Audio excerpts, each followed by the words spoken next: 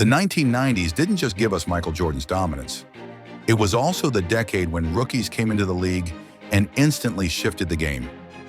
Every single year of the 90s, a new face arrived and left their mark. David Robinson walked in after serving in the Navy and immediately looked like a Hall of Famer. Shaq turned Orlando into must-see TV. Allen Iverson crossed up Michael Jordan, and Vince Carter literally took flight.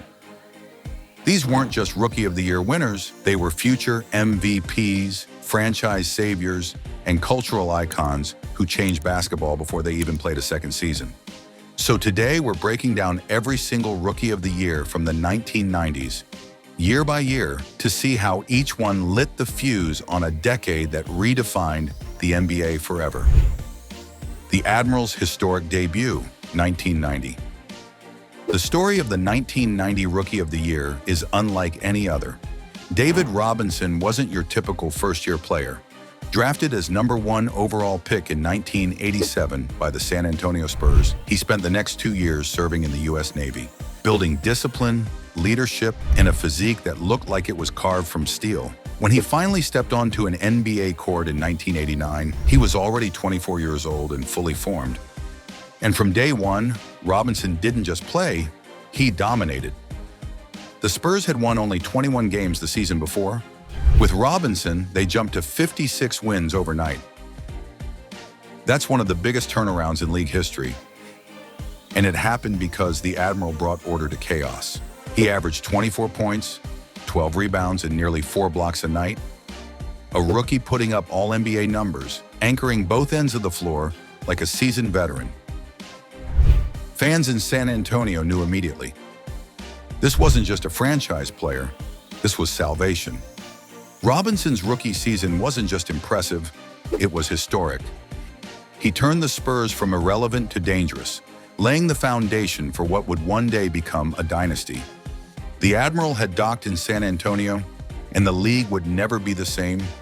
And as the Spurs found their savior, the very next year a different kind of rookie stormed in, one who would set the blueprint for the modern power forward.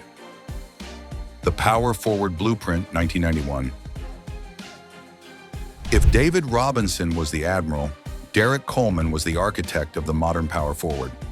Drafted first overall by the New Jersey Nets in 1990, Coleman walked into the league with a game built ahead of its time. He had the size and strength to bang in the paint, but also the handle, touch, and range that would one day define the position. From the jump, Coleman showed he could do it all. He put up 18 points and 10 rebounds a night, making plays inside and out, and flashing a smooth lefty jumper that looked effortless. In an era still ruled by traditional big men, Coleman was proof the blueprint was changing. The Nets, desperate for a cornerstone, found one in their new rookie. He gave them credibility, swagger, and highlight plays they hadn't seen in years. Teammates knew he could go toe-to-toe with the league's best bigs, and more importantly, he wasn't afraid of the spotlight. Coleman's rookie year wasn't about dominance the way Robinson's was. It was about evolution. He stretched the floor, set the tone for a new generation of big men, and gave fans a glimpse of what the 1990s power forward would look like. And just when it looked like the Nets had found their future, the very next season delivered a rookie who brought not just skill, but star power and showmanship. Grandmama changes the game, 1992. By 1992, the NBA didn't just need great players, it needed personalities. And that's exactly what Larry Johnson brought. Drafted first overall by the Charlotte Hornets, LJ was more than just a dominant forward. He was a walking highlight reel with charisma to match. On the court, Johnson was a force. At just 6 feet 6 inches, but built like a tank, he powered his way to 19 points and 11 rebounds per game as a rookie. He could post you up, run the floor, and throw down dunks that rattled the rim. Charlotte instantly had its first true superstar, and fans packed the Hive to see him. But Johnson wasn't just about buckets. He became a cultural phenomenon thanks to his alter ego, Grandmama. A Converse commercial featuring LJ in a wig, dress, and sneakers somehow worked, turning him into one of the most recognizable faces in the league. That mix of production and personality made Johnson's rookie season unforgettable. He gave Charlotte credibility as a franchise, set the Hornets on the map, and made the teal and purple jerseys must-have gear for kids everywhere. The NBA had found a rookie who could play bully ball in the paint and still sell sneakers on TV. Larry Johnson was proof that in the 90s, being a star meant more than just scoring. And just 1 year later, the league would meet a rookie so powerful that even Larry Johnson's charisma couldn't compare. A 7-foot phenom who would change basketball forever. Shaq takes over instantly, 1993. When Shaquille O'Neal entered the NBA in 1992, it wasn't just a debut. It was an earthquake. At 7 feet 1 inch, 300 pounds, and moving like a guard, Shaq was a force the league had never seen before. Drafted first overall by the Orlando Magic, he didn't need time to adjust.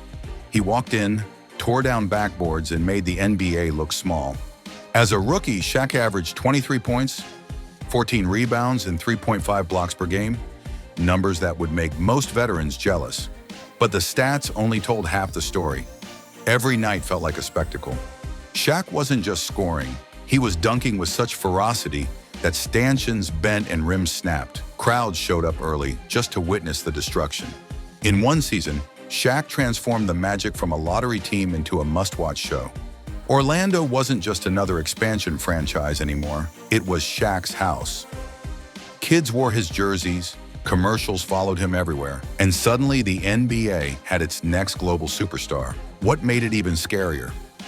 Everyone knew this was just the beginning. Shaq's rookie year wasn't about promise, it was about dominance.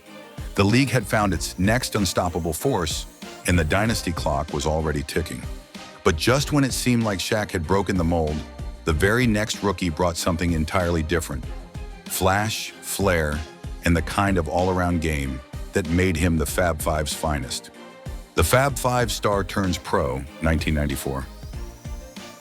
By 1994, the NBA had already met Shaq's brute force, but now it was time for style. Chris Webber came into the league as the crown jewel of Michigan's Fab Five, the most hyped college team of its era. Drafted first overall by the Golden State Warriors, Webber was more than just a power forward. He was a playmaker in a big man's body. From his very first season, C-Webb flashed a skill set that looked futuristic. He averaged 17 points, 9 rebounds, and 3 assists per game. But it was how he played that turned heads. He'd grab a rebound and push the fast break himself. He'd throw no-look passes like a point guard. And of course, he'd dunk with authority, including the iconic moment where he threw it down over Charles Barkley, putting the league on notice. Webber wasn't just filling a stat sheet, he was reinventing what a big man could be. For Golden State fans, his rookie season was electric. And even though his time with the Warriors would be short, the message was clear. Chris Webber was a different breed. He represented the evolution of basketball. Power, skill, and flair all wrapped into one. And as impressive as he was, the very next season brought not one, but 2 rookies who would share the stage. And both were destined for stardom. Co-rookies, future legends. 1995.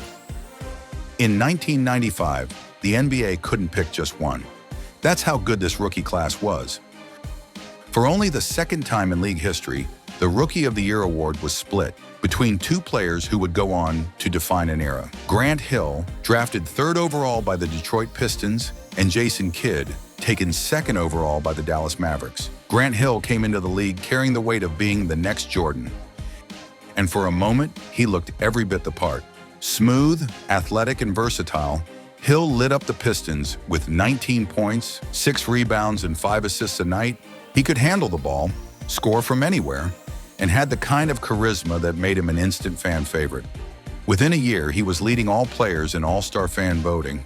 Yes, even over Michael Jordan himself. On the other side, Jason Kidd brought something different to the Dallas Mavericks. Vision. His rookie season was a masterclass in passing. He saw plays before they happened, threading no-look dimes that made his teammates better in his highlight reel must-watch TV.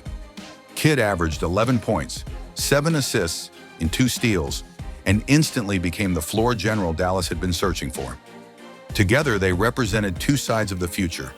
Hill with the all-around superstar game, Kidd with the pure point guard brilliance. Their co-Rookie of the Year award wasn't just deserved, it was a sign that the NBA's next generation was already here. And just when fans thought they'd seen it all, the very next year, a rookie under 6 feet walked into the league and proved that size didn't matter. Mighty Mouse shocks the NBA 1996. The 1995 draft didn't come with much hype, but it delivered something Toronto desperately needed: a franchise cornerstone. With the 7th overall pick, the brand new Raptors selected Damon Stoudemire, a 5'10" point guard out of Arizona, who would become the team's first star. From the moment he stepped on the floor, Damon silenced every doubt. Too small? Too weak? He answered with 19 points and over 9 assists per game, running Toronto's offense with a fearlessness that made him impossible to ignore. Night after night, he attacked the paint against bigger defenders, carved teams up with his handle, and hit clutch jumpers like a veteran. The fans embraced him instantly. With his cartoon Mighty Mouse tattoo, the nickname stuck, and the undersized guard became a superhero in Canada. For a city that had never seen NBA basketball before, Damon gave them a reason to believe. He wasn't just the Raptors' first star, he was their identity. Winning Rookie of the Year in 1996, Damon legitimized Toronto from the jump. His size said underdog, but his game screamed franchise cornerstone. And while Mighty Mouse was shocking defenses, the very next draft class would unleash a rookie whose swagger and crossover would shake the entire league. The answer crosses up the league, 1997. Some rookies play the game. Allen Iverson redefined it. Drafted first overall in 1996 by the Philadelphia 76ers, Iverson was an undersized guard with an oversized impact. Listed at just 6 feet tall, he walked into a league of giants and immediately proved he belonged. Iverson averaged 23 points and 7 assists per game as a rookie, attacking the rim with fearless drives and dropping defenders with a crossover so lethal it became legend. His signature moment came in March 1997, when he put Michael Jordan, the greatest of all time, on skates with a double crossover. That single play didn't just announce Iverson's arrival, it symbolized a new era. The game was changing and AI was leading the charge. But Iverson's influence went beyond the court: the braids, the tattoos, the swagger. He brought hip-hop culture into the NBA spotlight. For an entire generation of young fans, Iverson wasn't just a player, he was an icon. The Rookie of the Year award in 1997 didn't just recognize his numbers, it recognized his impact. The answer wasn't just giving Philly hope, he was reshaping the culture of basketball itself.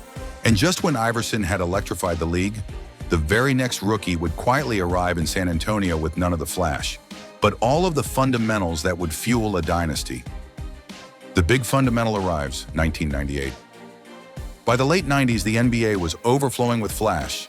Shaq's power, Iverson's swagger, Vince Carter's dunks on the horizon. Then came Tim Duncan, the exact opposite. No theatrics, no flash, just pure surgical basketball. Drafted first overall in 1997 by the San Antonio Spurs, Duncan was already polished when he entered the league. 4 years at Wake Forest gave him patience, poise, and a game built on footwork and precision. As a rookie, he didn't need to learn. He dominated from the start. Duncan averaged 21 points, 12 rebounds, and 2.5 blocks per game, pairing with David Robinson to form the Twin Towers. Together, they anchored San Antonio on both ends, turning a team that had limped through injuries the year before into a 56-win powerhouse. What made Duncan special wasn't a highlight dunk or viral crossover, it was how easy he made the game look. Bank shots off the glass, perfect positioning, a calm presence that never wavered. Fans and players quickly realized, this wasn't just a great rookie, this was the foundation of a dynasty. Winning Rookie of the Year in 1998 was only the beginning. Duncan's arrival marked a shift in the league, a reminder that fundamentals, executed at the highest level, could be just as unstoppable as flash. And as Duncan quietly built the Spurs into contenders, the very next season brought a rookie who was the complete opposite: high-flying, electrifying, and about to take the league above the rim. Air Canada's Electrifying Rookie Year, 1999. By 1999, the NBA had seen power, finesse, and swagger from its rookies, but it had never seen anything like Vince Carter. Drafted 5th overall in 1998 and landing in Toronto, Carter didn't just play basketball, he levitated. From the moment he suited up, Carter turned the Raptors into a spectacle. His rookie season averaged 18 points and 6 rebounds per game, but numbers didn't define him. The dunks did. Windmills, reverses, explosions at the rim that seemed to defy gravity. Every night was a highlight reel, and every arena he stepped into buzzed with anticipation. In Toronto, Carter gave fans exactly what they'd been waiting for, a superstar who could carry the franchise into relevance. His rookie year instantly put the Raptors on the map, drawing sellout crowds and turning Air Canada into more than just an airport nickname. He wasn't just Toronto's star, he was Canada's introduction to NBA greatness.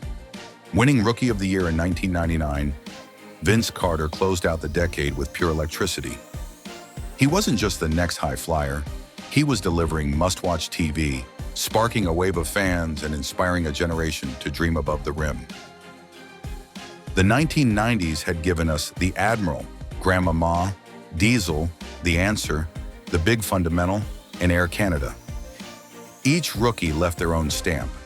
Together, they built the foundation of modern basketball. This was every 1990s Rookie of the Year explained. Thanks for watching NBA Explained, and as always, stay legendary.